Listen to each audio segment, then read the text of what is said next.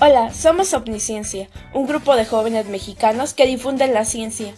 Queremos invitarlos a formar parte de esta comunidad siguiéndonos en nuestra página oficial de Facebook para llevar la ciencia a más personas y lugares. Al llegar a 10,000 seguidores, tendremos dinámicas con las que podrás ganar regalos. ¡Te invitamos! Muy buenas tardes. Omnisciencia tiene el gusto de darles la bienvenida a nuestra 10ª conferencia de la serie La Ciencia hasta tu casa, como parte de nuestro proyecto de actividades online. El día de hoy está con nosotros Linda Paola García Quintana. Tiene 19 años y es estudiante de la licenciatura en Biología en la Benemérita Universidad Autónoma de Puebla. Participó en Olimpiadas de Matemáticas del 2011 al 2018, como el concurso de matemáticas cotorras, el concurso de primavera, la OMM y la ON Maps. En su preparatoria, junto con un profesor, comenzó un club de matemáticas. En junio de 2018, participó en el programa de verano de talentos de la UAP, en una estancia donde desarrolló un proyecto llamado Clonación del gel PHBC en Escherichia coli. En julio de ese mismo año, fue aceptada por el Centro de Investigaciones Matemáticas en la ciudad de Guanajuato para participar al taller de ciencia para jóvenes. En diciembre de 2018, participó en el taller de ciencia para jóvenes del Instituto Heisenberg en la Universidad de Colima. En junio de 2019, participó de nuevo en el programa Verano de Talentos de la UAP, con un proyecto llamado Manejo de triatominos en el Laboratorio de Parasitología y Vectores. Un mes después, participó en el taller de ciencia para jóvenes que organiza la UNAM, el CICESE y la UABC, en la ciudad de Ensenada. Muy buenas tardes, Linda, ¿cómo te encuentras? Hola, muy buenas tardes, muy bien, estoy muy emocionada, muy agradecida, gracias a todos los que se conectaron, los que se registraron para esta videoconferencia, espero que les guste mucho. Igual, como les dije hace rato, si quieren prender su cámara sería perfecto para poder hacer esto más personal, pero igual como se sientan cómodos, pues está perfecto. Procuren igual tener su micrófono desactivado. Y bueno, antes de comenzar, bueno, quiero platicarles que la idea de esta videoconferencia surgió porque me he dado cuenta de que se tiene la idea popular de que las bacterias son dañinas, son nocivas, que son muy malas y las hemos visto como nuestras enemigas por mucho tiempo. E incluso esto ha generado en nosotros tal vez un pavor o un miedo por los gérmenes, ¿no? Y las bacterias. Igual quiero aclarar que esta videoconferencia, pues, como esta serie de La Ciencia hasta tu casa, pues tiene la finalidad de que todos podamos entenderlo, así que utilizaré un lenguaje muy sencillo para que pues todos podamos entenderlo a pesar de desde cero. Y pues si en algún momento quisieran que profundicemos un poquito más, igual y no sé, en una segunda oportunidad podríamos hacer una videoconferencia, puedo hacer una ya hablando tal vez de los proyectos que he hecho y de cosas más profundas, usando pues más tecnicismos y esto, pero el día de hoy será algo sencillo para que todos podamos entenderlo, espero que les guste mucho y que aprendan muchísimo. Y pues bueno, como saben, le puse por nombre nuestras amigas las bacterias. Así que este es el contenido temático. Igual díganme si se ven las diapositivas o si me escucho como robot, cualquier cosa me avisan, ¿va? Ok, bueno, este es el contenido del que voy a hablar. Primero veremos qué son las bacterias, veremos cuáles son sus características generales de una célula procariota, veremos qué forma tiene una bacteria, en dónde las podemos encontrar, cuáles son los principales linajes de las bacterias, cuáles son los agentes patógenos, hablaremos un poquito sobre la microbiota, sobre las bacterias y el suelo, y la interacción planta-microbio. Y terminaremos con una conclusión. Así que nada, pues, ¿qué son las bacterias? Ok, las bacterias son organismos unicelulares procariontes que miden entre 0.5 y 5 micras. ¿Esto qué significa? Bueno, para que se den una idea de cuánto miden más o menos, imaginen que tienen 1 milímetro y que ese milímetro lo parten en 1000. Ok, pues la mitad de eso puede llegar a medir una bacteria. O sea, son súper pequeñas y nuestro ojo desnudo no puede verlos. Para verlos es necesario un microscopio. Y bueno, son unicelulares. Pues ellas, a diferencia de nosotros, que tenemos aproximadamente 30 billones de células, ellas solamente tienen una sola célula, pero con esa única célula es suficiente para que puedan vivir, respirar, nutrirse, crecer, reproducirse y hacer todas las funciones que nosotros podemos hacer con 30 billones, pero solo con una, lo cual, pues a mí me parece bastante asombroso, ¿no? Y son procariontes, o sea que sus células son procariotas, a diferencia de las nuestras, que son eucariotas. ¿Cuál es cuál? Ok, las células eucariotas son las que tenemos nosotros, los seres humanos, todos los animales en general, las plantas, los hongos, y su característica principal es que tienen un núcleo verdadero. En este núcleo se encuentra nuestro ADN o nuestro material genético. Las bacterias, las células procariotas, no tienen un núcleo. Entonces, no sé si quieran poner en el chat. Si no tienen un núcleo, entonces las bacterias tendrán material genético, tendrán ADN. A ver qué dicen. Sí, exacto, pero si no tienen un núcleo, entonces, ¿en dónde se encuentra este material genético? Bueno, pues se encuentra en una estructura llamada nucleoide, que está pues en el citoplasma, como ya lo dijeron varios, está flotando dentro de la célula, pero no solo tienen información genética en su nucleoide, sino que tienen información extracromosomal en forma de plásmido, que es como ADN, pero circular. Y una característica súper padre de los plásmidos es que son resistentes a antibióticos, lo cual de repente podría llegarnos a causarnos terror, porque si son resistentes a antibióticos, o bueno, algunos antibióticos, entonces ¿cómo las vamos a matar si llegan a darnos una enfermedad, por ejemplo? Pero bueno, ahorita vamos a hablar un poquito más de eso.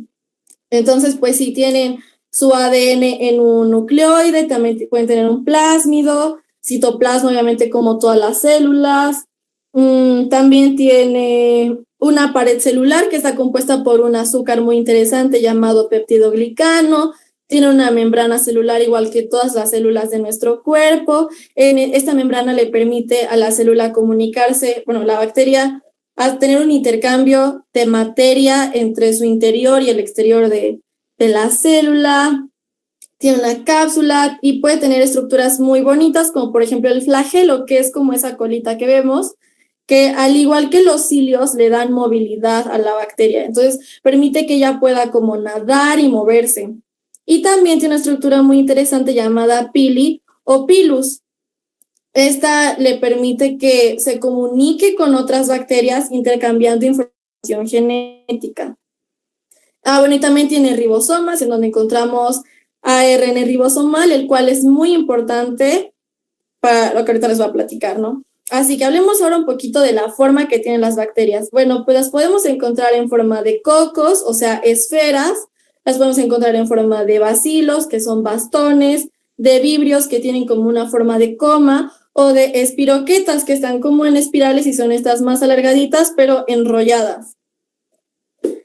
Y bueno, ¿dónde podemos encontrar a las bacterias? Pues literalmente en todas partes.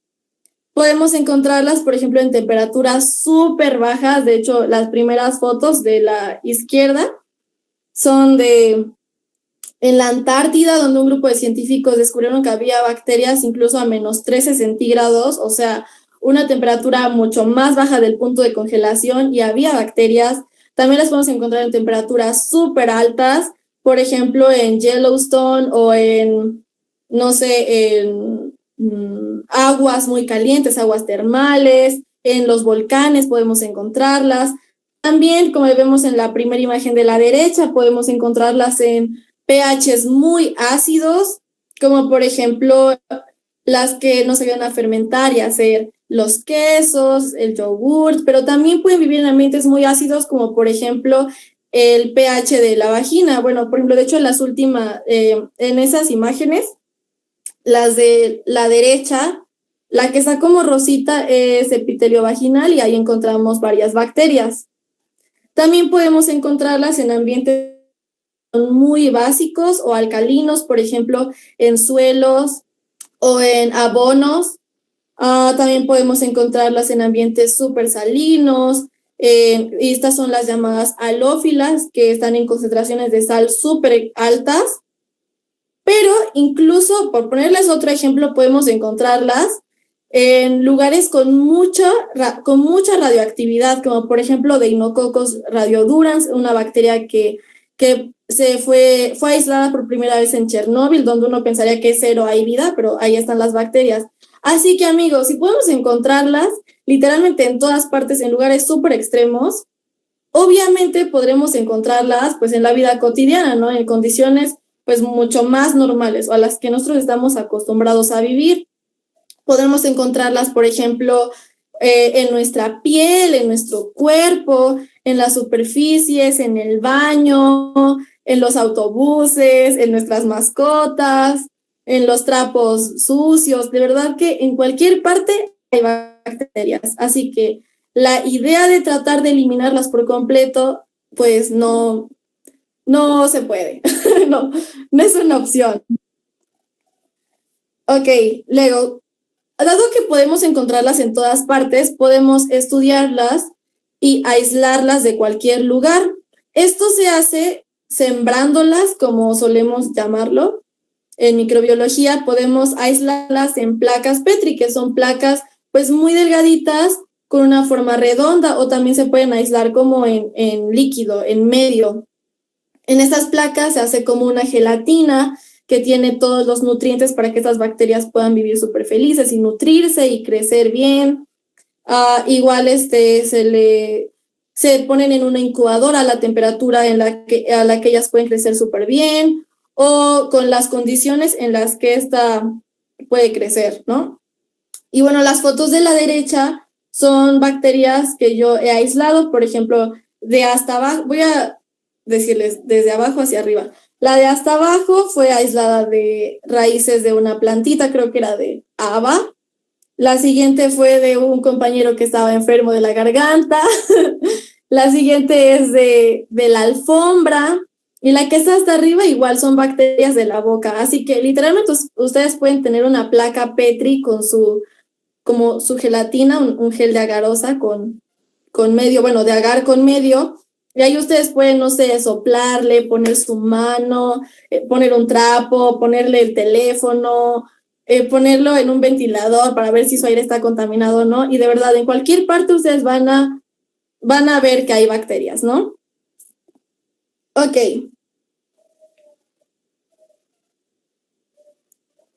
Ay, no sé qué. Ok. Ahora platicaremos sobre el árbol filogenético de los principales linajes de bacterias. Como les había mencionado, pues nosotros en los ribosomas de las bacterias encontramos ARN ribosomal y una región súper importante para nosotros, que es la región 16S. Y a partir de esta región de genes podemos comparar a las bacterias y ver qué genes son muy parecidos, qué genes no, y así qué bacterias están emparentadas con cuáles, y de esta forma poder organizarlas. Así que les voy a hablar un poquito a grandes rasgos de estas familias de bacterias.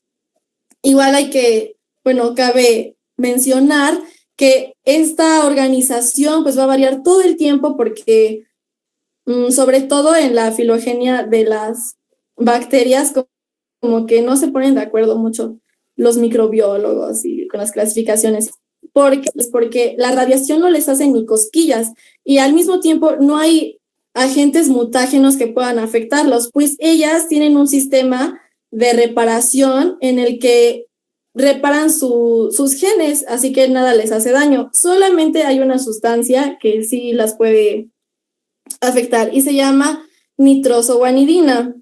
También tenemos a Thermodesulfobacterium, otro linaje, otra familia muy importante, que al igual que Thermotoga y Aquifex tienen forma de bacilo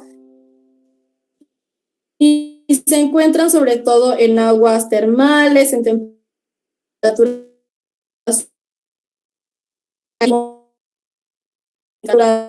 muy altas, en aguas muy calientes. Porque nombre, las bacterias son otro grupo súper importante, son muy abundantes y tienen una importancia biológica y evolutiva súper grande porque ellas realizan fotosíntesis. Y olvidé mencionar esto, pero las bacterias son organismos súper antiguos, son de los primeros organismos que aparecieron en nuestro planeta. Y ellas, las cianobacterias, hacen fotosíntesis y fueron muy importantes porque ellas permitieron que nuestra atmósfera pasara de una atmósfera anoxigénica, o sea, carente de oxígeno, a una atmósfera oxigénica como la que hoy nosotros tenemos, que nos permite la vida de todos los seres vivos, ¿no? También, y estas se conocen como algas verde azuladas y podemos confundirlas con algas. De hecho, se encuentran sobre todo en aguas y se ven así como verdecitas. Luego también encontramos los firmicutes, que son bacterias gram positivas, y en este grupo de bacterias encontramos dos bien importantes, que son bacilli, en el que pues muchos estamos muy familiarizados con los lactobacilos o bacilos, y pues estas, como sabemos, nos ayudan a fermentar, a producir los lácteos que tanto nos gustan.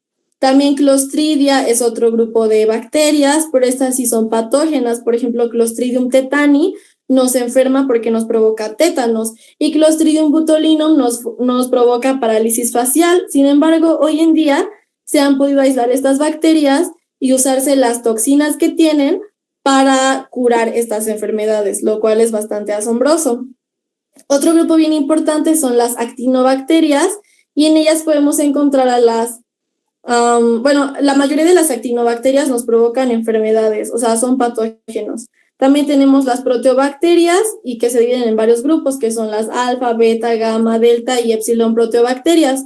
Muchas de ellas son patógenas, otras no, otras ayudan, la mayoría viven, por ejemplo, en las raíces y le ayudan a las plantas a fijar nitrógeno y nutrirlas. Ok, ahora hablaremos específicamente de agentes patógenos. Voy a mencionar algunos ejemplos. Y bueno, antes de esto, pues voy a explicar qué es un agente patógeno. Pues es algún organismo que nos provoca una enfermedad. En este caso, pues solamente vamos a hablar sobre bacterias.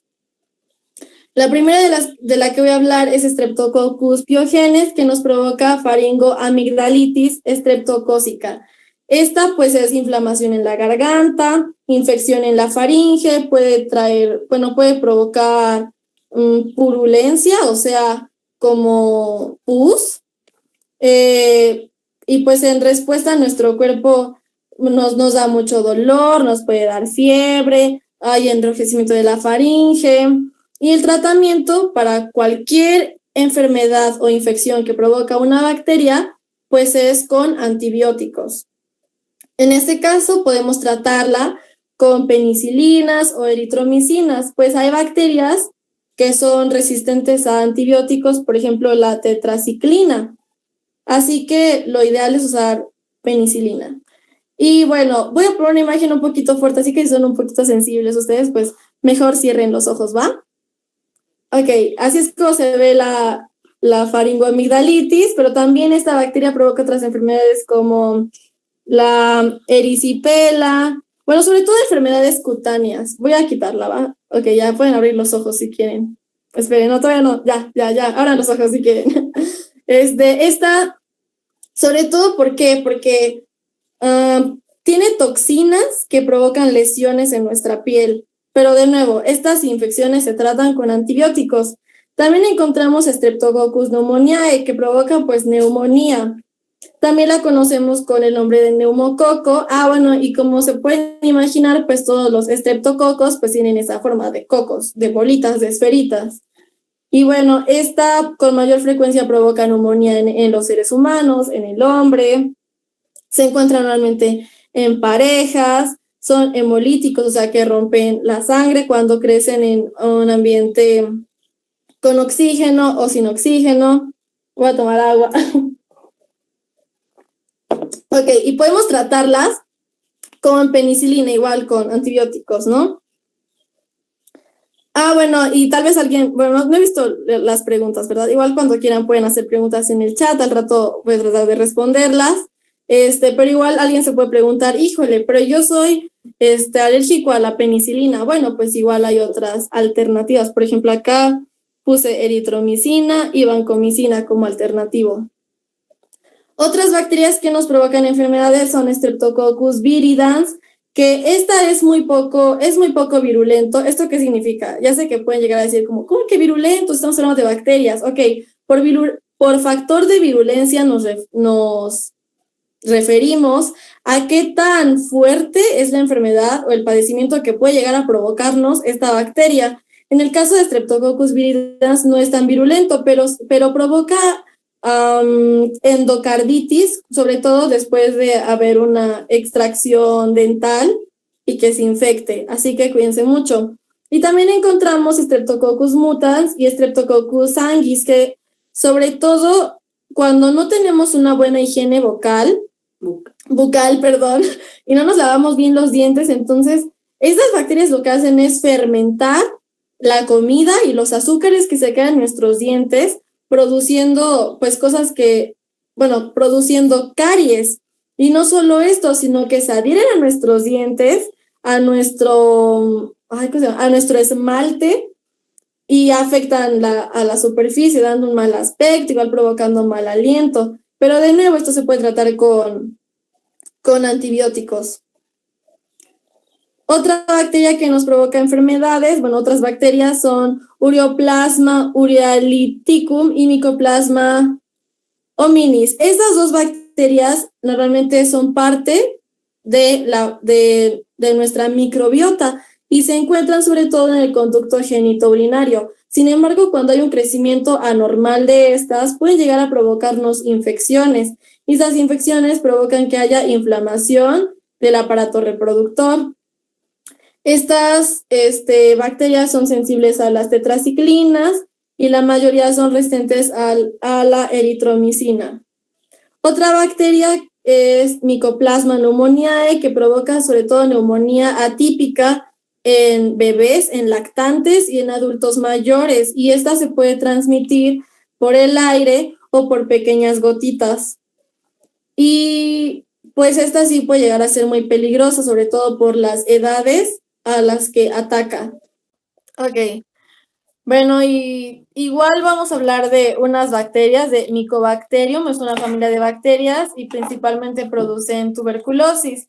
En el caso de los seres humanos, la que nos enferma es Mycobacterium tuberculosis, igual que Mycobacterium africanum. Y en el caso de los bovinos es Mycobacterium bovis.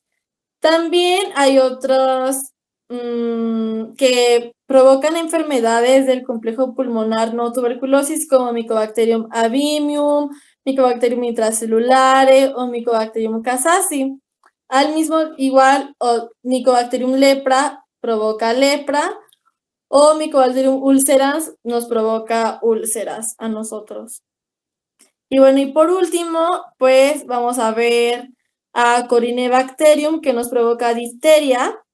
De hecho, afortunadamente ya es una enfermedad que se ha erradicado muchísimo gracias a las vacunas, por eso igual es importante vacunarse. Y bueno, básicamente es la inflamación de la mucosa, nos provoca problemas de las vías respiratorias, también problemas en el riñón, en el corazón y la piel, y el tratamiento igual es por medio de antibióticos, como penicilina o eritromicina. Y por último, veremos a Propionibacterium, que es una bacteria que nos provoca acné quístico. Este es un acné que provoca inflamación de los folículos pilosos, y aquí intervienen varios factores. El primero, pues, es el de el paciente que tenga un exceso de sebo, un exceso de grasa, además de los poros obstruidos. Y entonces, la bacteria tiene unas sustancias que rompen estas grasas, este exceso de grasa, y lo transforman en ácidos, los cuales provocan lesiones en la piel y pues estos quistes en la cara. Bueno, no solo en la cara, ¿no? Y bueno, por esto es importante prevenirlo, tal vez evitando que nuestros poros se obstruyan, limpiando nuestra cara regularmente, no dejándonos el maquillaje por mucho tiempo, o usar un maquillaje que no obstruya los poros, ¿no?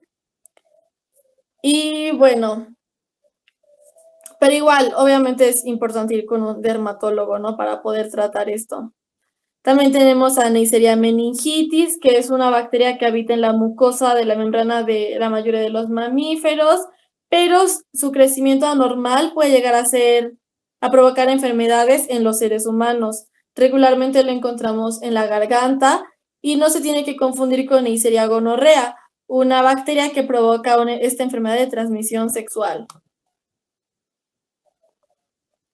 Ahora hablaremos sobre la microbiota, que es el conjunto de microorganismos que están dentro y fuera de nuestro cuerpo, que se encuentran en nuestra piel, en las fosas nasales, la boca, el intestino y el conducto genitourinario.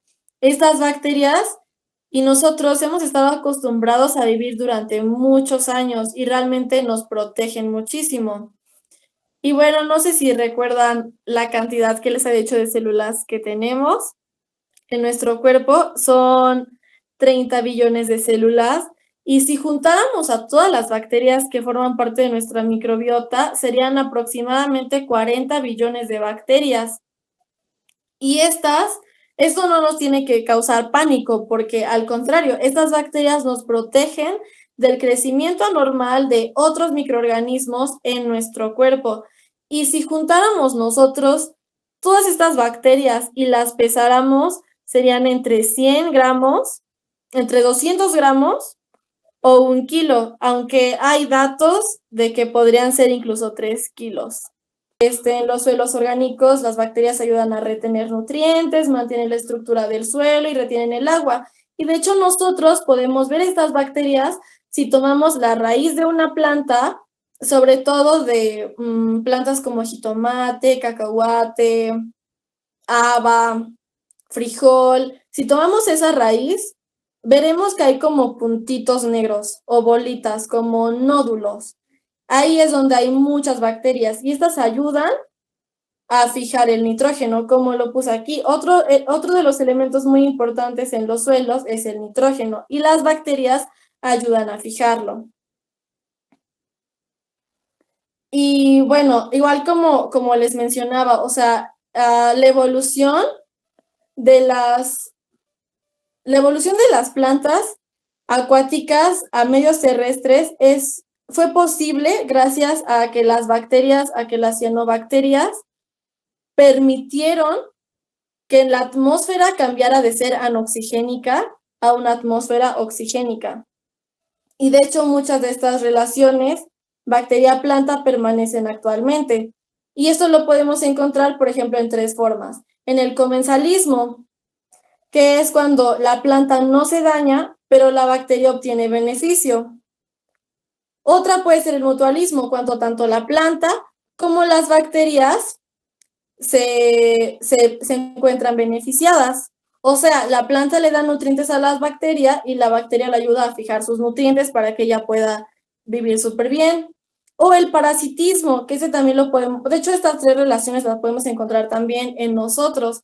El parasitismo es cuando solo sale beneficiado la bacteria e incluso puede llegar a provocarle algún daño a la planta o bueno, a su hospedero. En este caso estamos hablando de plantas, pero también puede ser pues un ser humano o un animal, un mamífero.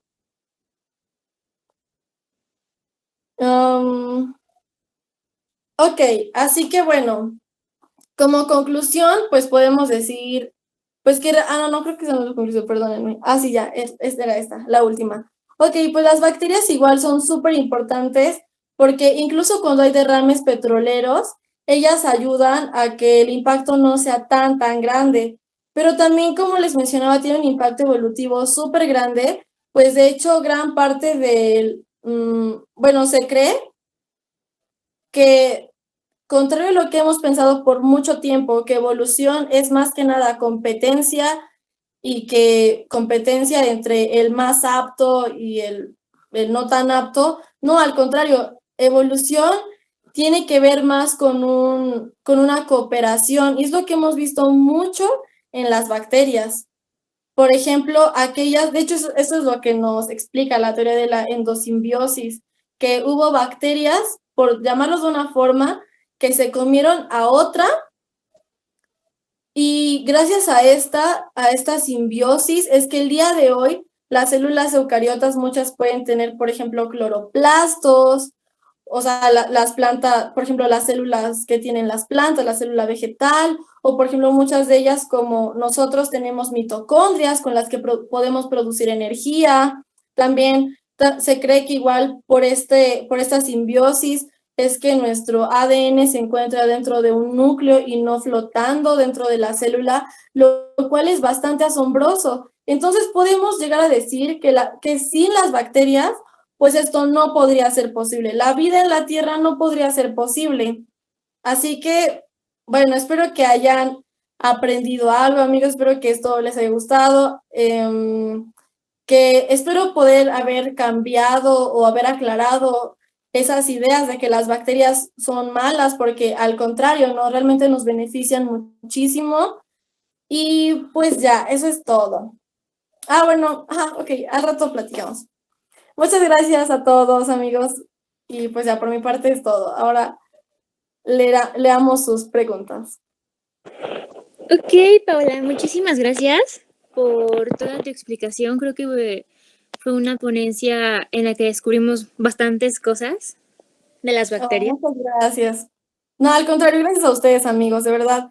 Gracias a todos los que se registraron, a los que me permitieron entrar a su casa, a los que igual compartieron esta publicación, bueno, la publicación sobre esta videoconferencia. Espero que les haya gustado muchísimo y pues ya. Ok, entonces empezamos con las preguntas. Les recordamos que si les surgieron alguna durante la conferencia, todavía pueden escribirlas en la parte de mensajes y las iremos leyendo. Ok. Carol Molina nos pregunta, ¿cuál es el mecanismo de reparación de genes que utiliza Deinococcus? Deinococcus. La verdad no conozco bien cuál sea el mecanismo, pero pues es que tiene que ver mucho con que es una bacteria extremófila, y además de que bueno, tiene que ver por una parte que que en su membrana los enlaces son diferentes, entonces le permite tener esa resistencia, pero también dentro de sus genes, pues hace esos sistemas de reparación, pero la verdad no los conozco del todo, entonces te mentiría ahorita si te explico algo. Pero igual y podemos sacar podemos hacer una infografía bonita, subirla en Omnisciencia platicando un poquito más de esto. De acuerdo, entonces con las preguntas que no podamos responder en este momento, se hará la infografía. Sí. Okay. Dariana Muñoa nos pregunta, ¿hay algo que determine el nombre que se les da a las bacterias, ya que son nombres algo complejos? Bueno, esto es gracias al sistema binomial que propuso Carlos Linneo. Creo que más o menos fue como en 1500 o 1600. Y pues, por ejemplo, te voy a poner un ejemplo. Obviamente, para hablar sobre los seres vivos, aquí en México y en todo el mundo, pues necesitamos unificarnos, ¿no? Porque la comunidad científica se encuentra en todas partes. Entonces, por ejemplo, hablando sobre no sé, los puerquitos, en algún lugar le pueden decir puerquito, en algún otro lugar le pueden decir pig, o sea, no sé, hay diferentes formas de llamarlo, así que para unificarlo fue que se hizo el sistema binomial, y pues normalmente aquella persona que descubre este organismo, que lo pueda aislar y que lo puede describir, lo registran y son ellos quienes escogen el nombre, ¿no? O sea, no, es como a ti te guste. Por ejemplo, si tú algún día descubres una bacteria, pues puedes ponerle, creo que te llamas Dayana, ¿no? Dijo. O bueno, por ejemplo, yo, Linda Paola, puedo ponerle una bacteria, no sé, Deinococcus lindus, no sé, algo así, como ustedes quieran. Entonces, realmente es como sea.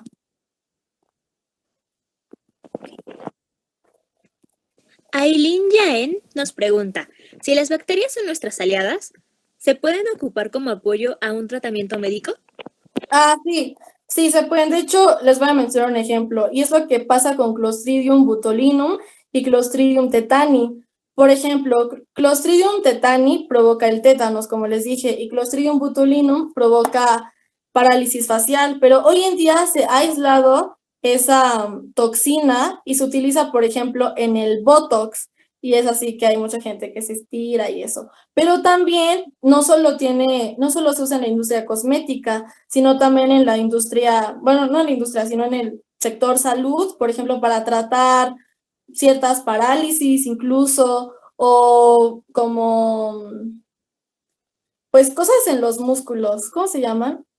Como desgarres o no sé, cosas así igual. Ese es el ejemplo que te puedo mencionar, pero sí, realmente eso es lo que se hace. Y, bueno, voy a mencionar algo, no sé si alguien haya preguntado algo parecido, pero no solo podemos utilizar a las bacterias, por ejemplo, para tratar ciertas enfermedades, sino que podemos ocupar ciertas sustancias que ellas producen para hacer cosas asombrosas, neta, neta. Por ejemplo, para degradar plásticos o para hacer plásticos biodegradables y todo lo que se les puede ocurrir realmente es algo muy bonito. Ángel Collado nos pregunta, ¿cómo influye N-gonorreae en otitis neonatal? La verdad no sé, pero me imagino que el bebé al nacer, al pasar por el conducto genital, pues se ha de enfermar más, ¿no? O sea, como adquirir estas bacterias, como dice Rodrigo, puede ser por el contacto. Entonces yo creo que sí ha de tener una influencia sobre el bebé. De hecho, la mayoría de las infecciones o de las enfermedades de transmisión sexual muchas veces se contagian al bebé así, cuando nace.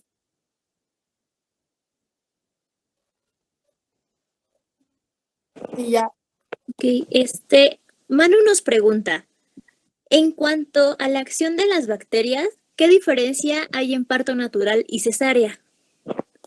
Bueno, que cuando es por parto natural, el bebé pues adquiere las bacterias que debería de tener, a no ser que la madre esté enferma. Y esto pues es genial, ¿no? Pero cuando no se puede, el bebé entonces adquiere las bacterias, creo que se llaman intrahospitalarias, lo cual puede llegar a ser malo porque puede captar una bacteria que lo puede enfermar. O tal vez no adquiere esas bacterias que lo puedan enfermar, pero pues se tiene que reforzar de alguna forma. Lo ideal sería un parto natural, ¿no? Pero pues si no, igual no pasa nada. Igual con el paso del tiempo, pues el bebé, cuando uno va creciendo, va adquiriendo, pues al relacionarse con esas bacterias, pues uno se va fortaleciendo, ¿no? Por eso igual es bien importante no tratar de aislarnos de las bacterias por completo, ¿no? Por eso igual es bueno dejar a los niños que se arrastren, que abracen a los perros y eso, ¿no? Como que los hacemos inmunes, inmunidad, como dice Fanny. Aileen Yael nos pregunta, ¿hay bacterias capaces de metabolizar los componentes del petróleo?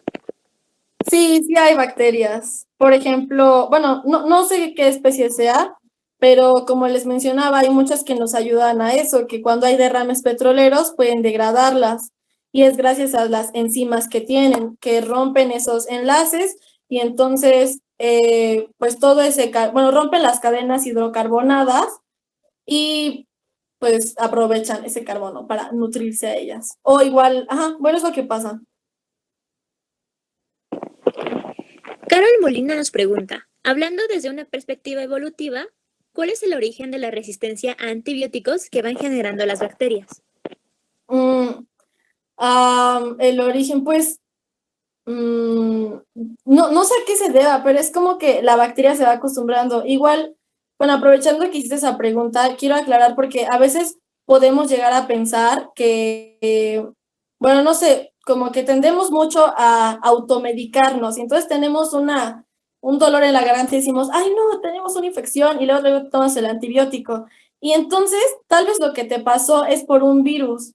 Y el virus anda como si nada, no sé si han visto ese meme de donde está un chavo en su teléfono y atrás están unos chavos golpeándose, pues así está, o sea, el antibiótico matando a tu pobre microbiota y el virus como si nada, ¿no? Entonces, luego pasa que cuando uno se automedica muchísimo con los antibióticos inadecuados, las bacterias se van acostumbrando a ese antibiótico, incluso con el antibiótico adecuado.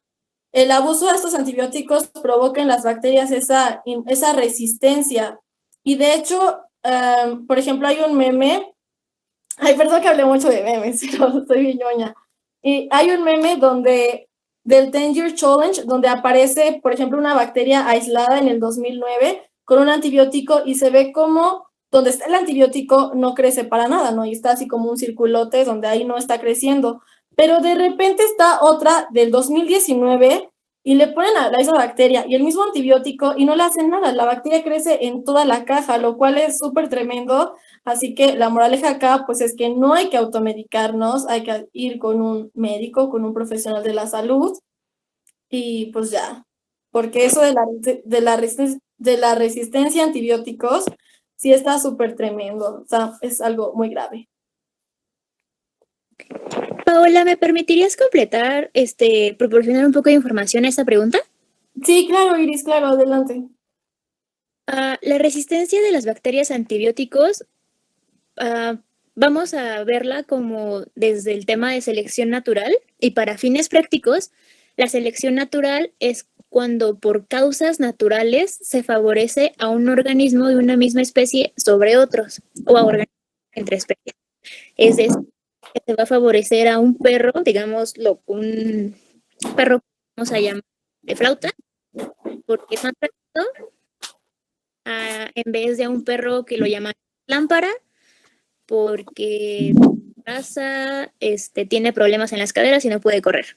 Entonces la naturaleza va a favorecer al perro flauta, y si hay un enemigo del cual huir, pues él va a poder huir y él se va a reproducir. Entonces, en la cuestión de las bacterias, con el real gran abuso de los antibióticos, nosotros lo que hacemos es que la naturaleza, nosotros inyectamos o le suministramos a un grupo de bacterias cierto antibiótico. La naturaleza favorece a aquellas bacterias que por cuestiones genéticas de mutaciones sean inmunes a ese antibiótico. Entonces, las que no son inmunes se mueren y nuestro antibiótico cobró efecto. Las que sí son inmunes no se mueren y entonces se reproducen. Uh-huh. Esto pasa con todas las bacterias y realmente la industria farmacéutica sabría esto desde que sabemos de mutaciones y sabemos cómo hacer antibióticos y sabemos mucha información sobre bacterias. Lo malo o la mala proyección es que la proyección de la inmunidad de las bacterias se adelantó más de 100 años a lo que debía de adelantarse. Y la creación de antibióticos no se adelanta tanto. Es decir, como dice Linda, las comparaciones de los años deberían de ser al menos mínimo 50 años en el futuro y no ahorita. Entonces, como crean inmunidad las bacterias, para reanudar ese punto, es que nosotras dejamos vivir a las que ya son inmunes a los antibióticos, estas se reproducen e infectan a más personas. Matamos a las que no son inmunes, dejamos vivas a las que sí son inmunes, ahora son más, se reproducen, infectan a más personas y así sucesivamente. Gracias. Súper, muchas gracias. Bueno, ¿puedo interrumpir? Yo fui quien hizo la pregunta de la inmunidad de las bacterias y justo mi pregunta iba en relación a las diferencias como desde una perspectiva darwiniana de que las bacterias que son resistentes ya estaban en el medio antes de que aplicaras como el estímulo de muerte, que en este caso es el antibiótico, o que fue debido a que tras la aplicación del antibiótico las bacterias se adaptaron como desde una perspectiva lamarckiana. Es como ver si la selección natural también se aplica al mundo microscópico. Sí, realmente la selección natural se aplica a todo tipo de vida y las bacterias que ya eran inmunes pudieron haber existido desde el principio de que se originaron esas bacterias o pudo haber sido algunas generaciones más tarde, pero por mutaciones probablemente azarosas. Wow, ya. Yeah. Okay. Si quedó resuelta, la siguiente pregunta es Beneira Herrera. que nos dice, ¿cómo podemos hacer cultivo de bacterias de manera casera? ¿O solo es necesario hacerlo en laboratorio? Pues bueno, se hace en laboratorio de preferencia porque ahí sí se trata de tener un ambiente estéril, lo más estéril posible, evitando que tus cultivos se contaminen. De hecho, hay muchos memes de esos, ¿no? De que, oh, se contaminaron mis muestras. Entonces, en casa, pues igual y sí se podría hacer, pero bueno, uno tendrías que tener los materiales, ¿no? Normalmente, por el medio más fácil es el LB, donde se usa agua, sal, bueno, cloruro de sodio, extracto de levadura y peptona de caseína. Esa sería la única que tendrías que conseguir, la peptona de caseína. Ah, bueno, y el agar. Y pues sí, tendrías que esterilizar tu casa. O sea, está medio complicado, pero sería buena idea buscar. Igual a mí me ha surgido la duda, ¿no? Como si lo podría hacer desde mi casita. Grecia Elizabeth Soto López nos pregunta, ¿cuál es la diferencia entre probiótico y prebiótico? Ay, la verdad no sé. Recuerdo haberlo escuchado, pero sinceramente no recuerdo cuál es la diferencia. No sé si Iris la sabe o algo así. Pero bueno, lo que sí entiendo por probióticos, o lo que sí sé, es que son pues aquellas bacterias que, o bueno, ajá, que promueven, pues que promueven una sana flora intestinal. Por ejemplo, el consumir yogurt, o por ejemplo el Yakult, cosas así. Pero no, la verdad no sé cuáles sean los prebióticos. No lo recuerdo. No sé si alguien lo sepa de aquí, amigos. Iris o así. O si no, igual lo puedo buscar y hacemos una infografía. Sí creo que mejor lo buscamos para dar una respuesta certera. Va, súper. Puede ser la forma en la que estos organismos actúen en beneficio de nosotros. Por decir, probiótico y prebiótico pueden ser la diferencia en la que se adquieran y en la cual funcionen en nuestro organismo. Bueno, eso con esa pregunta.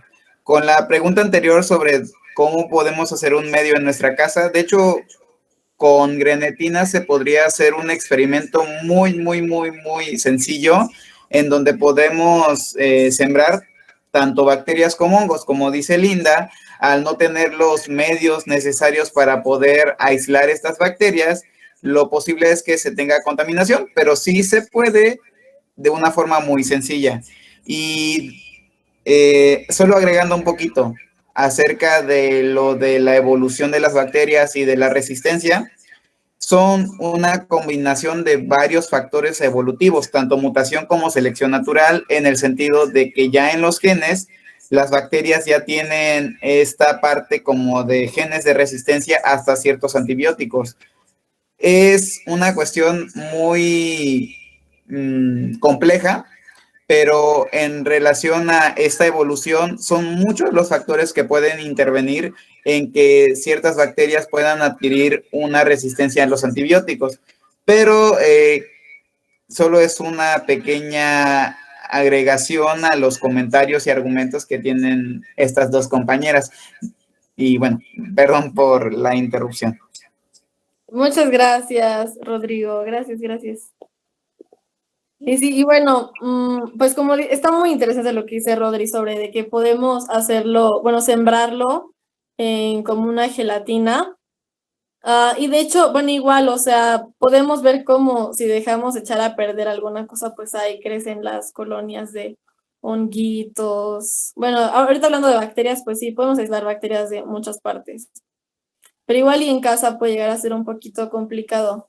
Pero está muy cool ese experimento que nos menciona Rodrigo. Gabriela Tapia Tejes nos pregunta, ¿y el lenguaje científico está en latín o griego para dar nombre a los seres vivos? Para dar nombre a los seres vivos o sea, el nombre científico es en latín regularmente. Pero, por ejemplo, cuando hablamos, no sé, de que artrópodos, normalmente las raíces son más griegas. O sea, son prefijos o sufijos griegos, pero cuando hablamos del nombre científico, regularmente se usa en latín. Como lo dice Linda, en muchas de las clasificaciones se utiliza esta parte del Linneo, en donde se utiliza el género y la especie, y todas, pues, concuerdan con los argumentos de Linda y generan esta clasificación más unificada de todos los organismos, sean plantas, animales y bacterias. Todas esas unidades biológicas se pues rigen bajo estas reglas, que son las reglas de clasificación binomial. Y pues eso, solo un complemento. Okay. Grecia Elizabeth Soto López nos pregunta, ¿en bacterias extremófilas podría ser mayor la producción de CG en su genoma que en otras bacterias?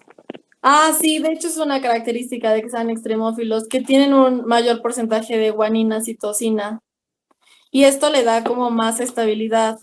Creo que es porque en el DNA, entre guanina y citosina se establecen 3 enlaces, a diferencia de los enlaces entre adenina y timina. Entonces sí, eso igual le proporciona mucha estabilidad. Eso tiene mucho que ver. Roberto Rojas Hernández nos pregunta, ¿cómo se eliminan las bacterias del agua destilada y de materiales quirúrgicos? ¿Qué tan eficiente es? Pues realmente para matar muchas bacterias, en el caso de las que no son pues extremófilas, simplemente elevando la temperatura o disminuyéndola muchísimo se puede hacer, como lo pone alguien en el autoclave, que es como una tipo olla express, en donde lo dejas que se esterilice por un tiempo. Así es como se eliminan básicamente. De hecho, bueno, una última cosa, voy a decir otra cosa, ¿va? Por ejemplo, no sé si les da curiosidad de qué se hace, por ejemplo, en los laboratorios de microbiología, donde trabajas con bacterias y pues es bueno, este cultivo ya no me sirve, lo voy a tirar. Obviamente no puedes tirarlo así, de que ¡paz! Lo tiro a la basura, pues no. Se tiene que tirar se llaman residuos peligrosos biológico-infecciosos, porque pues sí pueden provocar enfermedades, ¿no? Son peligrosos. Así que antes de tirarlo ahí, lo que se hace es en el autoclave igual, se esteriliza. A eso se le conoce como esterilizar en sucio y después de eso ya se puede tirar. Y ya. Okay. Aileen ya nos pregunta, con tu experiencia en el laboratorio de microbiología, cuando intentas aislar un tipo de bacteria, ¿de cuánto es el área estéril que te puede proporcionar un mechero Fisher? ¿De cuánto qué? Es el área estéril que te puede proporcionar un mechero Fisher. ¿Cómo que el área? O sea, ¿te refieres a...? Bueno, normalmente lo que tienes que hacer es hacerlo muy cerca. Bueno, si estás en una campana de extracción, pues no pasa nada, puedes tener el mechero un poco lejos. Pero si estás así en un laboratorio sin la campana, sí tienes que hacerlo muy, muy cerca del mechero para evitar que se contamine. Y por ejemplo... Yo soy la de la pregunta. Mi súper. pregunta, sí, por ejemplo, bueno, es que en la escuela, a veces en el laboratorio nos ponen como a sembrar, pero o sea, no es nada como muy, muy especializado. Entonces, cuando tenemos muchas cajitas de Petri para sembrar, pues lo ideal que hemos leído es que pues te tienes que acercar mucho al mechero, como Sí. tú recién lo has dicho.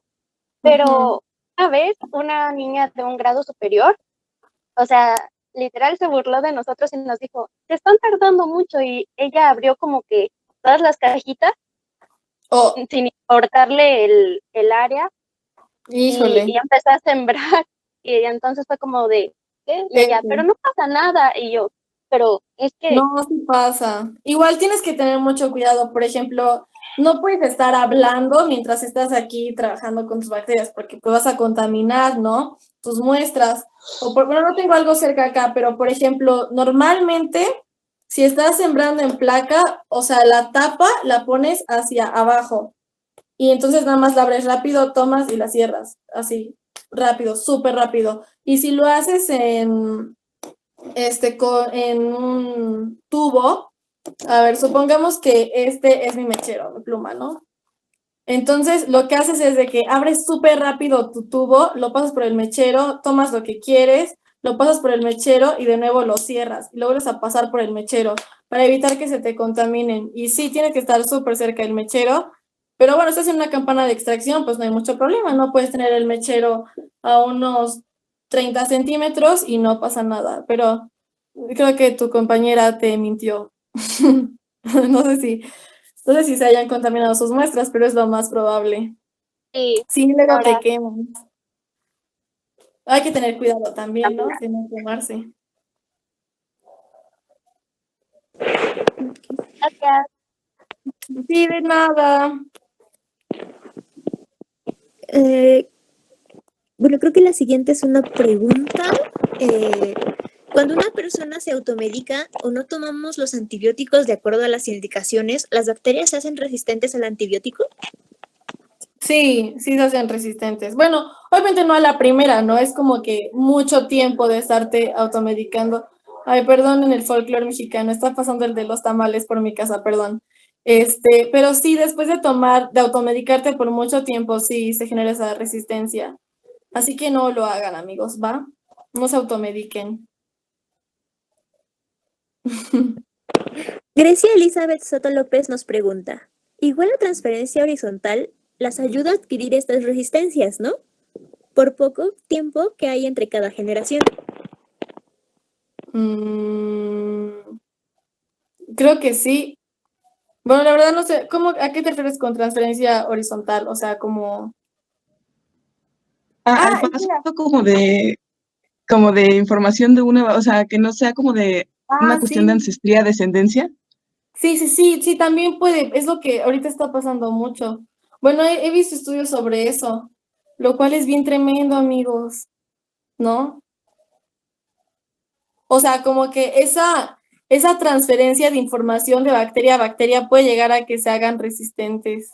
Qué intenso. Ok, pues creo que ya nadie tiene ninguna duda. Entonces, Paola, te doy las gracias por esta No, increíble. al contrario. Muchas gracias.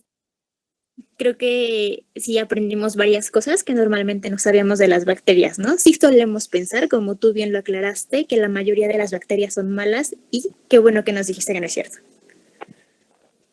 Ay, no, pues al contrario, muchas gracias a todos los que asistieron. Gracias por sus comentarios, amigos. Qué gusto haber estado ahorita Felicidades, juntos. felicidades. Ay, gracias. Qué lindos, gracias. Y pues igual ahí vi que estuvieron compartiendo, platicando, compartiendo información en el chat. Súper bien, de esto se trata. Y pues sí, yo creo que ahí haremos las infografías y las estaremos publicando en el Facebook, bueno, en las redes sociales de Omnisciencia. Gracias a todos por sus preguntas, de verdad que son súper valiosas. Y pues gracias por todo.